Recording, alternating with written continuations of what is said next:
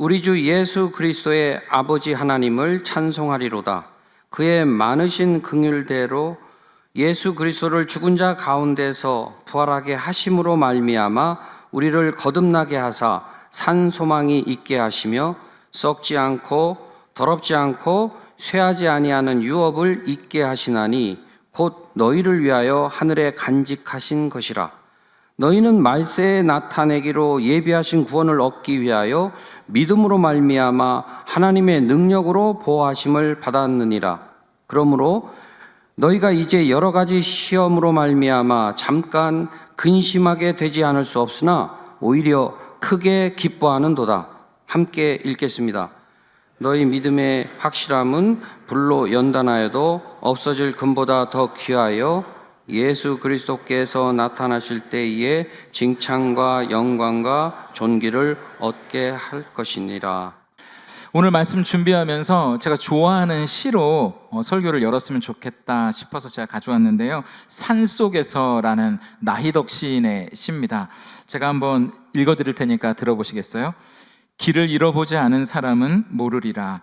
터덜거리며 걸어간 길 끝에 멀리서 밝혀져 오는 불빛의 따뜻함을, 막무가내 어둠 속에서 누군가 맞잡을 손이 있다는 것이 인간에 대한 얼마나 새로운 발견인지, 산속에서 밤을 맞아본 사람은 알리라. 그 산에 갇힌 작은 지붕들이 거대한 산줄기보다 얼마나 큰 힘으로 어깨를 감싸주는지, 먼 곳의 불빛은 나그네를 쉬게 하는 것이 아니라 계속 걸어갈 수 있게 해준다는 것을.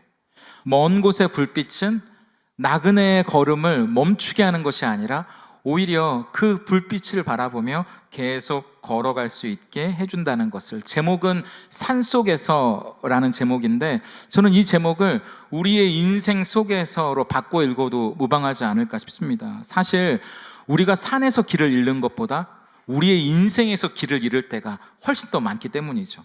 그때 내 손을 잡아주는 누군가가 힘이 되고요, 또 지붕이 보인다는 게 길을 잃은 자에게 큰 위로가 되고, 저 멀리서 비춰오는 작은 불빛이 나그네의 마음을 따숩게 데펴줄 뿐만 아니라 그 길을 포기하지 않고 계속 걸어가게 해주는 힘이 된다. 그것을 마치 선물과도 같은 순간이라고, 나그네의 인생길의 선물과도 같은 순간이라고 오늘 시인은 노래하는 거죠. 오늘 우리가 읽었던 이 베드로 전서도 이 땅을 살아가는 우리 모든 그리스도인들을 향해 뭐라고 말하냐 하면 나그네라고 부릅니다. 우리의 인생이 마치 나그네 길과 같다. 1절을 한번 같이 읽어볼까요? 화면을 보면서 읽습니다. 시작. 예수 그리스도의 사도인 베드로가 본도와 갈라디아와 갑바도기아와 아시아와 비두니아에 흩어져서 사는 나그네들인 택하심을 입은 이들에게 이 편지를 씁니다. 추석 명절만 되면 고향을 찾아 떠나는 사람들의 귀성 행렬이 정말 장사진을 이루잖아요. 그래서 오산 분들도 여기 계시지만 경상도 분들, 전라도 분들, 강원도 분들, 충청도 분들, 또 빠진 데가 있나?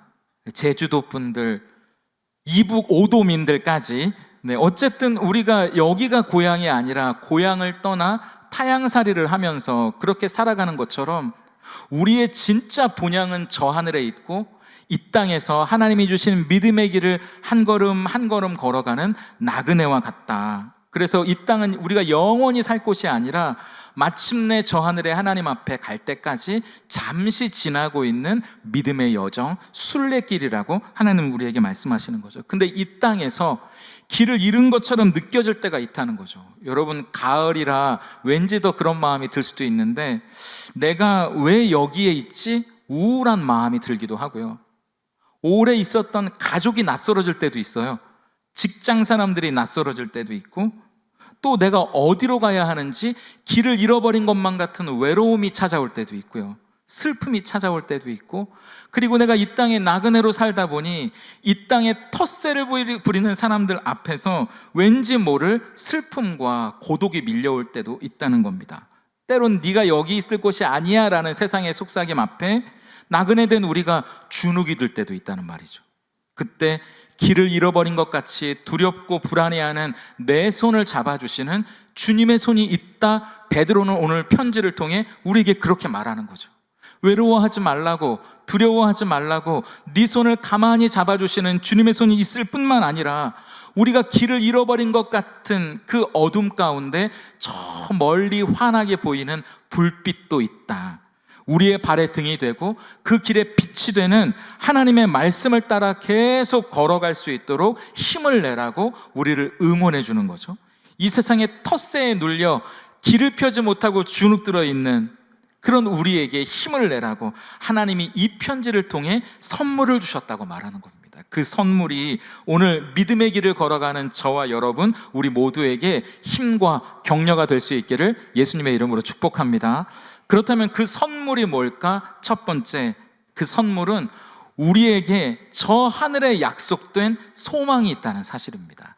이 땅을 살아가는 우리에게 이 땅이 끝이 아니라 저 하늘에 하나님이 약속해 주신 소망이 있다는 거죠. 우리 한번 3절을 같이 읽어볼까요? 함께 읽습니다. 시작. 우리 주 예수 그리스도의 하나님 아버지께 찬양을 드립시다. 하나님께서는 그 크신 자비로 우리를 새로 태어나게 하셨습니다. 그리하여 그는 죽은 사람들 가운데서 예수 그리스도가 부활하심으로 말미암아 우리로 하여금 산 소망을 갖게 해 주셨습니다. 여기 보면 하나님이 우리를 하나님의 자녀로 거듭나게 하신 뒤에 제일 먼저 주시는 선물이 뭐냐 하면 이 땅이 아니라 저 하늘에 소망이 있다는 것을 선물로 주셨다는 거예요. 우리가 사는 이 땅이 끝이 아니라 저 하늘의 소망을 우리에게 주셨다. 그런데 사실 우리가 떠올리는 소망은 이런 거거든요. 부부끼리 화목하고 열심히 돈 모아서 조금 큰 집으로 넓혀가는 소망, 집값이 올라서 좋아하고 애들 잘 키워서 평안히 살아가는 소망, 다시 말하면 우리가 이 땅에서 열심히 일하고 노력해서 또 정직하게 신앙생활해서 우리가 이 땅에서 뭘 얻고 누릴 것인지 우리의 기대와 바람은 이 땅에 머물러 있다는 거죠.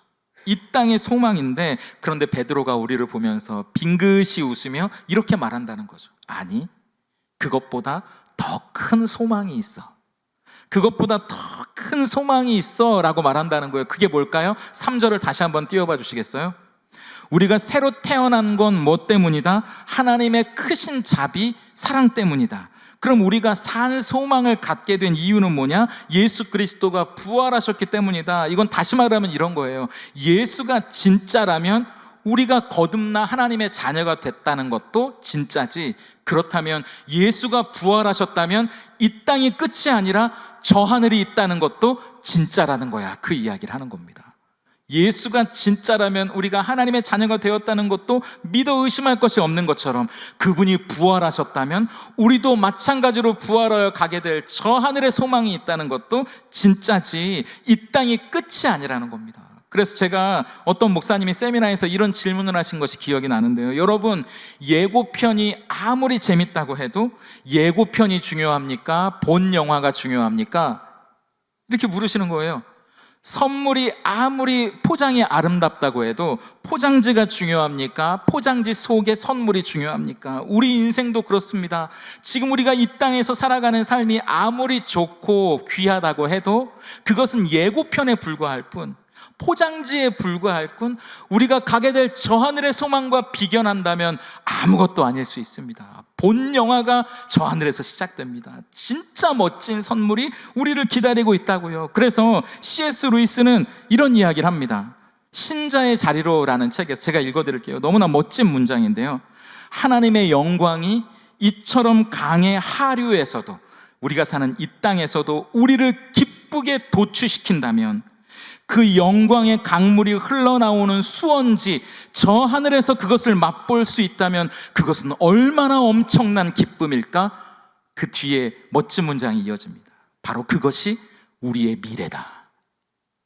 그 강물이 흘러 그 강물의 하류인 이 세상에서 먹고 마시는 것도 우리에게 이렇게 큰 기쁨일 텐데, 그 강물이 흘러나오는 그 강의 근원지 저 하늘의 보좌에서 우리가 그것을 마실 수 있다면 그것은 우리에게 얼마나 엄청난 영광과 만족이 될까? 그것이 우리의 미래다. 너무나 멋지지 않아요? 그런데 그게 다가 아니에요, 여러분. 그게 다가 아니라 더 놀라운 게 있다고 베드로는 이야기해요. 4절을 같이 읽어볼까요? 함께 읽겠습니다. 시작. 썩지 않고 더러워지지 않고 낡아 없어지지 않는 유산을 물려받게 하셨습니다. 이 유산은 여러분을 위해 저 하늘에 간직되어 있습니다. 우리가 받을 유산이 있는데 이 유산이 저 하늘에 잘 간직되어 있다는 거예요. 썩지도 않고 더럽혀지지도 않고 낡아 없어지지 않는 놀라운 축복이 여러분을 위해 준비되어 있는 곳이라는 거죠. 여러분, 이 땅의 아파트도요, 시간이 지나면 가치가 떨어지고 재건축해야 돼요. 쌓아놓은 현금도 좀벌레가 먹으면 낡아집니다. 주식이나 부동산도요, 하루에 12번씩 요동을 쳐요. 저희 아버지도 주식하는데 맨날 주식이 올라가면 얼굴이 환하게 폈다가 떨어지면 얼굴이 어두워집니다. 그런데 여러분, 우리를 위해 준비되어 있는 저 하늘의 축복은 여러분이 뭘 잘못했다고 해서 주는 게 아니라는 거예요. 여러분이 뭘 못했다고 해서 없어지는 게 아니라는 거예요. 잘 간직되어 있다는 겁니다. 그대로 있다는 거예요. 여러분의 어떠함과 상관없이 저희 아이들이 설이나 추석에 이 세배하고 인사드리면 어른들이 용돈을 항상 주시거든요. 올 추석 때도 제법 쏠쏠하게 수금을 해왔습니다. 근데 제가 얘기하죠, 장난으로.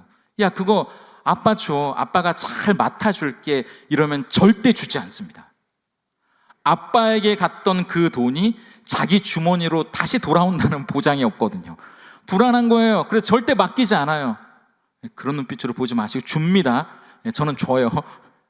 근데 여러분, 우리가 받을 그 유산을 잘 간직하고 있는 저 하늘의 천사들은 그 문을 굳게 지켜 여러분이 받을 그 하늘의 보물이 절대로 줄거나 없어지지 않도록 잘 지키고 있다는 사실이에요. 이게 얼마나 감사해요, 여러분. 왜냐하면 여러분, 이건 아까 말씀드린 대로 여러분이 뭔가를 잘해서 착한 일을 해서 받는 게 아니라는 사실입니다. 이건 유산이에요. 그렇기 때문에 여러분의 행위 때문에 받는 것이 아니라 여러분의 신분 때문에 받는 겁니다.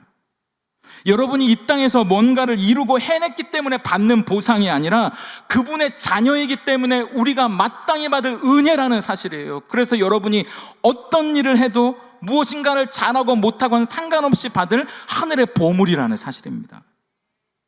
그래서 추석 때도 그렇잖아요. 부모님들이 자녀들 오면 주려고 바리바리 쌓아놓는 그 음식들 말이에요. 자녀가 잘났건 못났건 부모는 그것을 주는 것이 기쁨이에요. 그것을 설레어하면서 준비하고 있다는 사실입니다. 여러분이 잘났건 못났건 그분의 자녀이기 때문에 하나님은 그 하늘의 보물을 설레어하며 준비해놓고 쌓아놓고 있다는 거죠. 그래서 여러분, 마지막 날 여러분이 받을 그 유산을 인출하는 비밀번호가 뭔지 아십니까? 여러분의 착한 일이 아니에요. 여러분이 이 땅에서 하신 의로운 일이 아니라고요. 그 유산을 인출하는 비밀번호는 생명책에 기록되어 있는 여러분의 이름이에요. 하나님의 자녀가 된 그 이름 앞에 열려라 참깨, 그 보물의 문이 열리고 그 보물은 여러분의 것이 된다는 사실이죠. 그래서 저희 아버지가요, 항상 저한테 하셨던 말씀이 기억나는데 그게 뭐냐 하면, 주원아, 지갑에 3만 원이라도 꼭 넣고 다녀라. 곳간에서 인심난다고 지갑에 돈 3만 원은 있어야 마음이 든든하단다. 주지도 않고 꼭 그렇게 이야기하시더라고요.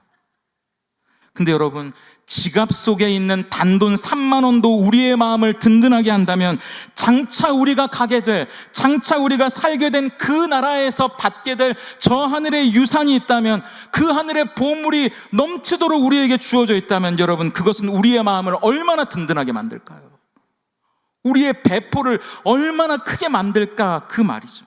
이 놀라운 은혜의 주인공이 되신 걸 축하드리면서 그 감격으로 이 세상에서 주눅들지 좀 마시고 어깨 펴고 가슴 펴고 이 땅의 텃세를 이기고 우리에게 주어진 믿음의 길을 당당하게 걸어가는 하늘의 나그네 여러분들 모두가 될 수 있기를 예수님의 이름으로 축복합니다. 그리고 둘째, 우리는 저 하늘의 소망만을 선물로 받은 것이 아니라요, 이 땅에서 살아갈 때 주어지는 사랑도 선물로 받아요. 여러분, 이어지는 5절부터 7절까지는 우리가 이 땅에서 나그네로 살아갈 때 겪는 어려움과 문제를 크게 세 가지로 얘기하거든요. 첫째, 우리 가족이, 내가 과연 안전하게 살아갈 것인가? 위험과 두려움 앞에서 늘 그게 불안한 거예요. 불안의 문제. 또 이 땅에서 왜 나에게는 이해할 수 없는 고난이 찾아오는 걸까? 고난의 문제. 그리고 세 번째, 아니 예수 믿고 살아도 대체 누가 칭찬해주고 인정해주는 거야? 늘 외롭죠. 인정받지 못하고 칭찬받지 못하는 서운한 마음, 이게 세 번째. 그런데 감사하게도 오늘 터벅터벅 이 세상의 믿음의 길을 걸어가고 있는 나그네들에게 하나님은 이 세 가지 질문에 대한 대답을 우리에게 선물로 주신다는 거예요.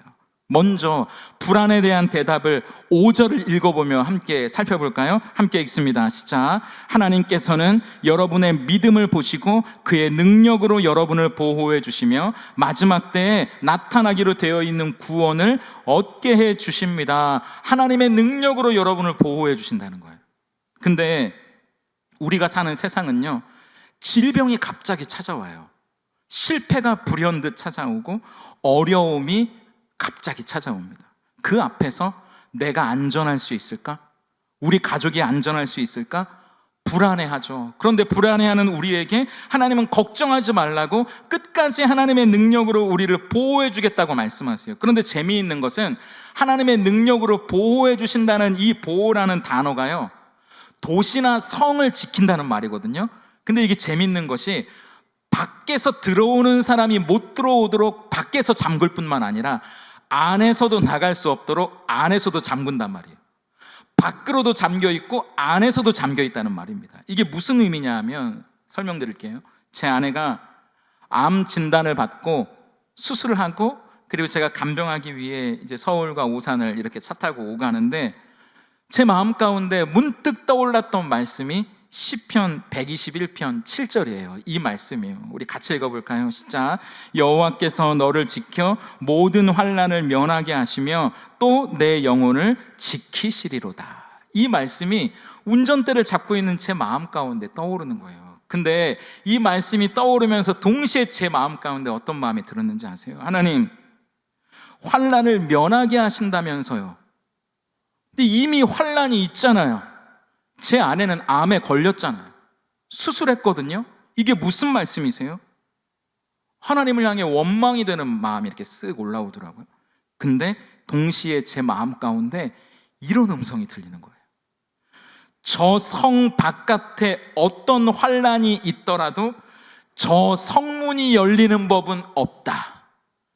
저 성 바깥에 어떤 난리가 난다고 해도 저 성문이 열리는 일은 없다. 이런 음성이 제 마음 가운데 들리는 거예요. 환난은 있죠. 우리의 삶 속에 난리는 일어나요. 그러나 그것이 나를 무너뜨릴 수는 없게 하신다는 거예요. 어떻게 환난이 없을 수 있어요? 인생에 난리가 안 날 수 있어요. 그러나 그것이 여러분들을 무너뜨리게 하시지는 않는다는 거예요. 정작 내 안에서 무너지면 끝이잖아요. 내 영혼이 하나님께 소망을 두라. 내 영혼아 너는 하나님만 바라라. 그분을 신뢰해라. 그렇게 지켜주시겠다는 거죠, 우리의 영혼을. 그러니까 하나님의 지키심, 그 보호하심은요, 우리의 인생을 잔잔한 물처럼 만들어주신다는 얘기가 아닙니다. 어떤 파도가 높이 인다고 해도 우리가 탄 인생의 배는 절대 부서지지 않게 만들어주신다는 이야기예요. 여러분, 세상 사람들도 얘기하거든요. 하늘이 무너져도 솟아날 구멍이 있다고. 근데 여러분은 하늘이 무너지면 진짜 무너진 것 같은 얼굴을 왜 하고 계시냐고요. 세상 사람들도 하늘이 무너져도 솟아날 구멍이 있다고 이야기하는데 우리가 탄 인생의 배는 절대 무너지지 않는다, 부서지지 않는다. 그 배에 탄 우리의 마음을 끝까지 지켜주신다. 두려워하지 말라고, 내가 너를 굳세게 할 거라고, 너와 함께 할 거라고 끊임없이 우리에게 용기를 북돋아주고 응원해 주시는 하나님의 선물이 여러분과 함께 있다고요. 그렇기 때문에 함께 하늘을 향해 가는 이 믿음의 길을 걸어가는 나그네 된 우리 여러분, 불안해하지 말자고요. 망하지 않습니다. 무너지지 않아요. 하나님이 우리를 지켜주고 계시기 때문이죠. 밖도 지켜주시고 안도 지켜주시고 끝까지 우리를 무너지지 않게 지켜주시는 하나님의 은혜가 여러분과 함께 있다고요. 그렇기 때문에 이해할 수 없는 고난에 대한 대답도 우리는 이렇게 찾을 수 있어요. 함께 6절을 읽어볼까요? 읽습니다. 시작. 그러므로 여러분이 지금 잠시 동안 여러 가지 시련 속에서 어쩔 수 없이 슬픔을 당하게 되었다 하더라도 기뻐하십시오. 이 땅에서 어려움과 힘든 일, 슬픔이 밀려오는데 기뻐하라는 거예요. 왜요? 이어지는 7절을 앞부분만 읽어볼까요? 시작. 하나님께서는 여러분의 믿음을 단련하셔서 불로 단련하지만 결국 없어지고 마는 금보다 더 귀한 것이 되게 하신답니다. 그 시련을 통해, 그 고난을 통해 우리의 믿음을 정금보다 더 귀한 것으로 만들어 주신다는 거예요. 그 고난과 어려움은 아무 의미 없는 고생이 아니라는 거예요. 나들목 교회를 은퇴하신 우리 김형국 목사님이 이 본문을 이렇게 주석해 놓은 이야기가 있던데 제 마음에 큰 울림이 돼서 여러분들에게 읽어드립니다. 한번 들어보세요. 신앙인들에게 가장 중요한 것은 하나님과의 관계입니다. 초대교회 그리스도인들이 고난이 와도 두려워하지 않았던 이유는 그 고난을 통해 가장 소중한 하나님과의 관계가 깨끗하고 온전하게 될 거라는 걸 믿었기 때문입니다. 그래서 그들이 물었던 건 왜 나에게 이런 고난이 있습니까가 아니라 이 고난을 통해 하나님 제게 가르쳐 주시려는 게 뭡니까를 물을 수 있었습니다. 맞는 말이에요. 그렇기 때문에 우리가 너무나 잘 아는 욥기 23장 10절은 진리가 아니겠어요? 우리 같이 읽어볼까요? 시작. 그러나 내가 가는 길을 그가 아시나니 그가 나를 단련하신 후에는 내가 순금같이 되어 나오리라. 그 고난을 통해 뭔지는 모르지만 하나님이 일하고 계신다고요. 저와 여러분의 인생 가운데예요. 그리고 하나님과 우리 사이의 관계 가운데. 근데 제가 1부 때 이 설교를 하니까 어떤 분이 목사님 순금같이 되는 건 참 좋은데 그 과정은 너무 힘들어요 그러시더라고요. 맞아요. 그건 힘들죠. 진짜 어려운 일이거든요. 제가 몇 주 전에 우리 교회에 등록한 지 1년 남짓 되는 집사님을 신방한 적이 있어요. 근데 그분이 온 지 이제 1년밖에 안 되니까 그분이 그러시는 거예요. 목사님 근데 뭐 하나 물어봐도 돼요? 이렇게 얘기하는 거예요. 그래서 제가 물어보라 그랬죠. 그랬더니 이분이 근데 목사님 제가 온 지 1년밖에 안 돼서 근데 그렇게 얘기하시는 분들이 다 저한테 그러시는 거예요. 지금 목사님이 180도 바뀐 거라고 그러더라고요. 옛날엔 어떠셨던 거예요? 이렇게 물어보는 거예요. 그래서 제가 얘기했어요. 이야 생냐. 저는 얘기했습니다. 근데 제가 웃으면서 맞다고. 그럼 제가 예전엔 이랬는데 또 이렇게 하나님이 다듬어 가시네요. 근데 그렇게 변화된 이유를 이 말씀을 가지고 이야기했거든요. 신명기 8장 2절과 3절이에요. 저는 이 말씀을 읽을 때마다 가슴이 울컥울컥해요. 같이 읽어볼까요? 시작. 내 하나님 여호와께서 이 40년 동안에 내게 광야길을 걷게 하신 것을 기억하라. 이는 너를 낮추시며 너를 시험하사 내 마음이 어떠한지 그 명령을 지키는지 지키지 않는지 알려 하심이라. 너를 낮추시며 너를 줄이게 하시며 또 너도 알지 못하며 내 조상들도 알지 못하던 만나를 내게 먹으신 것은 사람이 떡으로만 사는 것이 아니요 여호와의 입에서 나오는 모든 말씀으로 사는 줄을 내가 알게 하려 하심이니라. 아멘. 시련과 아픔, 우리에게 찾아오는 고난, 그 모든 것들은 우리를 지키시는 하나님 덕분에 우리를 무너뜨릴 수 없어요. 우리를 쓰러뜨릴 수 없다고요. 그렇다면 그것의 역할은 뭐다? 우리를 더 정금같이 만들어내는 하나님의 도구로 쓰임받는다는 거예요. 뭔지는 몰라요. 지금 얘기하면 우리는 또 교만해지겠죠. 뭔지 몰라요. 하나님의 나라에 가면 우리는 알게 되겠죠. 그러나 우리는 이것을 알아요. 뭔가 내 영혼 가운데 하나님이 일을 하고 계신다는 걸요.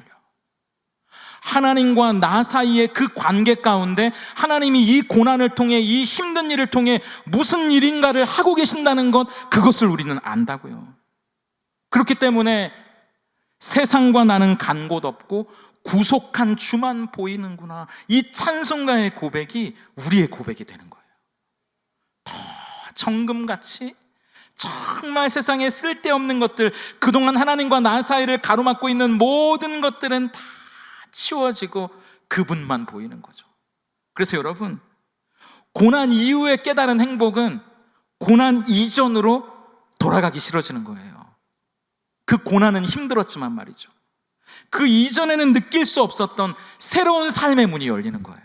그렇기 때문에 이해할 수 없는 고난이지만 하나님은 그 고난에 의미를 주셔서 우리의 영혼 가운데, 하나님과 우리의 관계 가운데 어떤 일인가를 이루어 가시기 시작하는 거예요.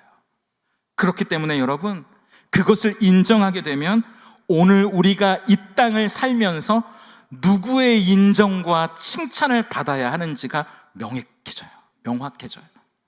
7절을 읽어볼까요? 시작. 하나님께서는 여러분의 믿음을 단련하셔서 불로 단련하지만 결국 없어지고 마는 금보다 더 귀한 것이 되게 하시며 예수 그리스도께서 나타나실 때 여러분에게 칭찬과 영광과 존귀를 얻게 해주십니다. 윌리엄 제임스라는 심리학자가 이런 말을 했는데 들어보세요. 인간의 기본적인 성향 중에서 가장 강한 것이 있다면 다른 사람에게 인정받고자 하는 갈망이다. 우리 안에 욕망 중에 제일 강한 놈이 있는데 이게 뭐냐 하면 사람들에게 인정받고 칭찬받고 싶어하는 갈망이라는 거예요. 여러분은 어떠세요? 안 그러신 척하고 있는데 저는 그렇거든요. 제가 처음 전도사 사역을 시작했을 때 그때 유초동부에 우리 유치부 아이들도 같이 있었거든요. 근데 파트 전도사가 무슨 돈이 있어요. 단벌 신사입니다. 양복 하나에 넥타이 하나, 맨날 그것만 이제 입고 매고 가는 거예요, 교회에. 근데 거기에 유치부 5살짜리 장난꾸러기 남자애가 있었거든요. 근데 얘가 하루는 손가락으로 저를 가리키면서 이러는 거예요. 안 어울려, 이러는 거예요. 제가 근데 옆에 막 엄마들도 있고 너무 창피하고 그 말이 계속 안 떠나는 거예요, 제 머릿속에. 안 어울려, 이 말이 계속. 그래서 제가 큰맘 먹고 백화점을 갔다는 거 아닙니까?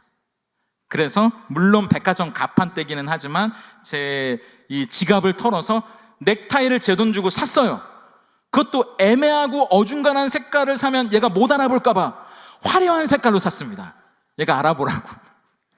화려한 색깔의 넥타이를 메고 예배를 드렸는데 얘가 아무 말이 없는 거예요. 제가 어떻게 할게요?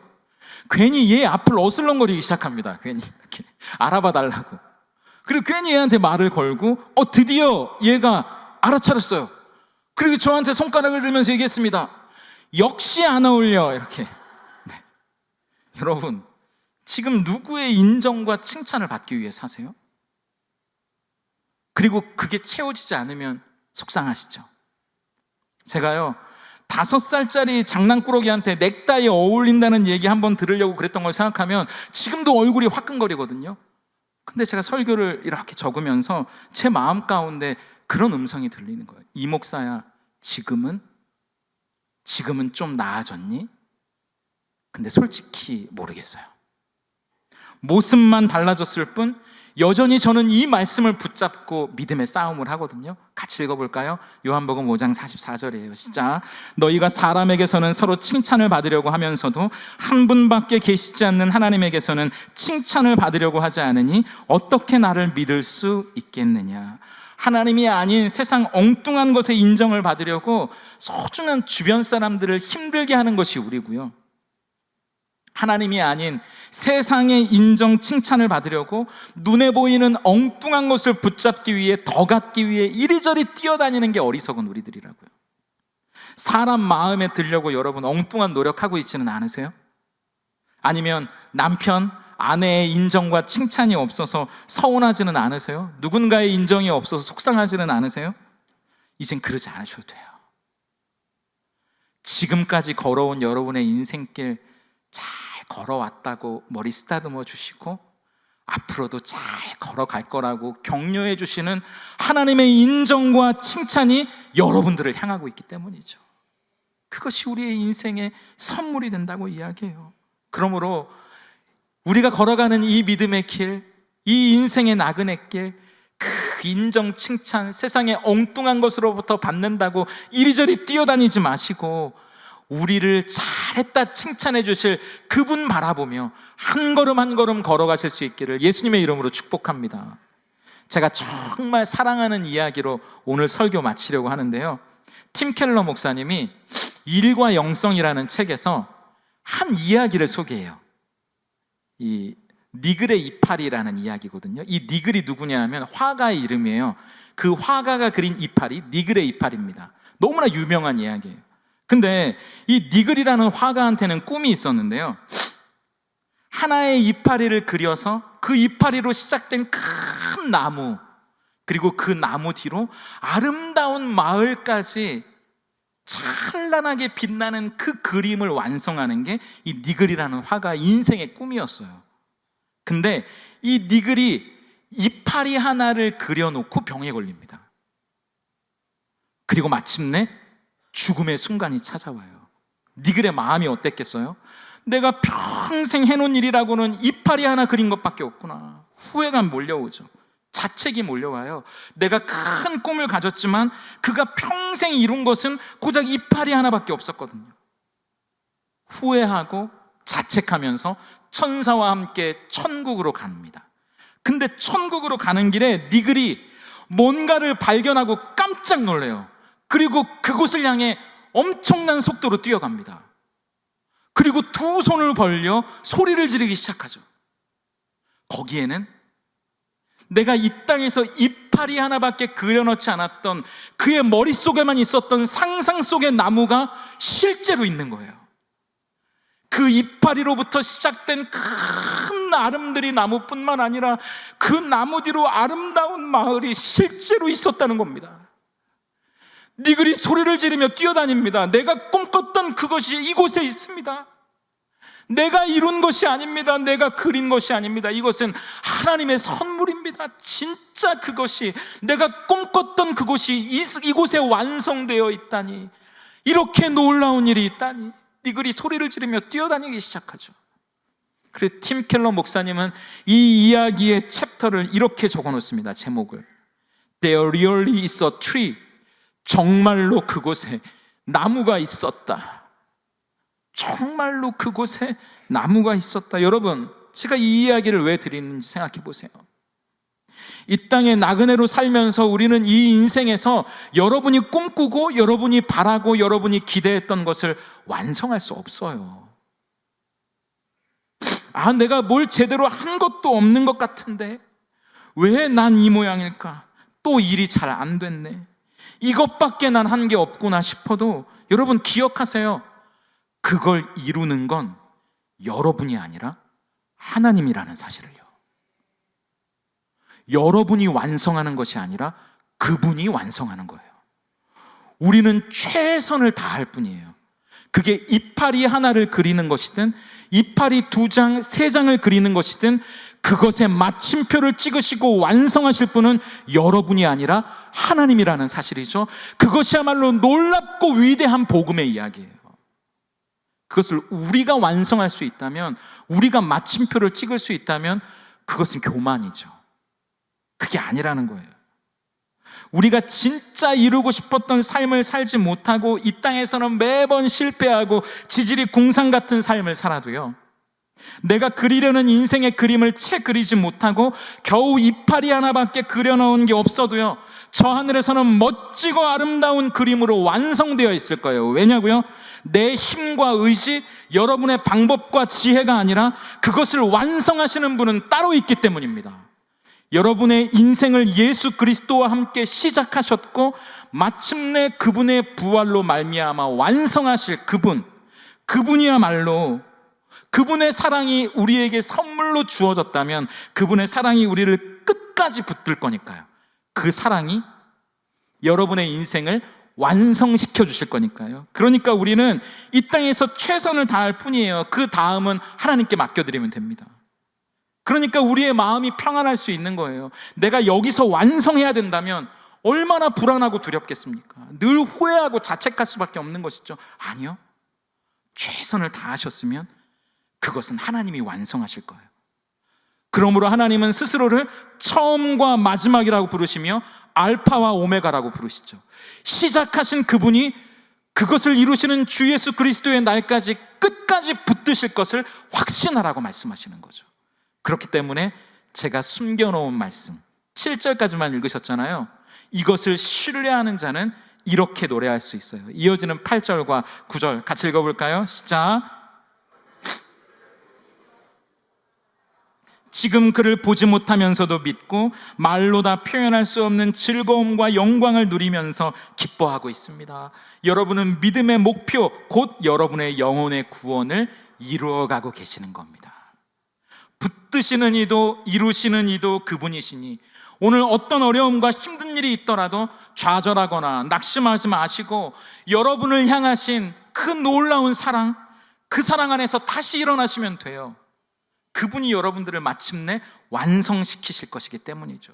오늘 그러므로 우리에게 주어진 이 인생의 나그네 길, 하나님을 뵐 때까지 한 걸음 한 걸음 그분이 주시는 힘과 용기를 가지고 가슴 펴고 어깨 펴고 당당하게 걸어가시는 여러분들 앞에 하나님이 늘 함께 하시기를 예수님의 이름으로 축복합니다.